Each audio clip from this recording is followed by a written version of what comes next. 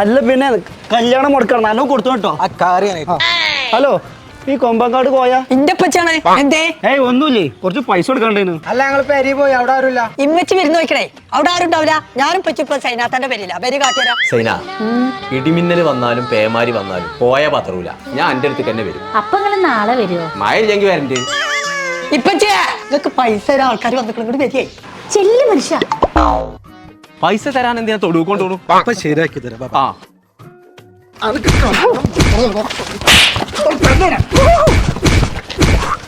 നിർത്തി നിർത്തി നിർത്തി.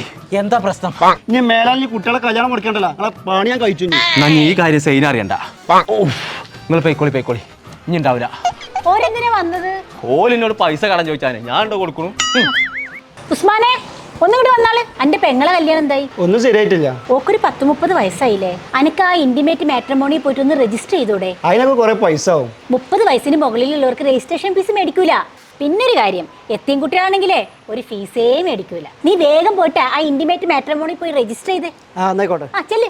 ചങ്കള നമ്മൾ ഇപ്പോൾ ഉള്ളത് കേരളത്തിലെ നമ്പർ 1 ആയ ഇന്റിമേറ്റ് മാട്രിമോണിയിലാട്ടോ. അപ്പൊ ഇനി മുതൽ കല്യാണം ശരിയാവായിട്ട് ടെൻഷൻ അടിച്ച് നടക്കണ്ട കേട്ടോ. 23 വർഷത്തെ പാരമ്പര്യം, 22 ബ്രാഞ്ചുകൾ, 500-ലധികം സ്റ്റാഫുകൾ, ഒറ്റ തവണ രജിസ്ട്രേഷൻ, വിവാഹം വരെ സർവീസ്. അപ്പൊ ഇനി ഒന്നും നോക്കണ്ട, ഇപ്പൊ തന്നെ വിളിച്ചോളി. നമ്പർ നമ്മൾ താഴെ കൊടുക്കുന്നുണ്ട്. അപ്പൊ എത്രയും പെട്ടെന്ന് ഇന്റിമേറ്റ് മാട്രിമോണിയിൽ ജോയിൻ ചെയ്തോളൂ.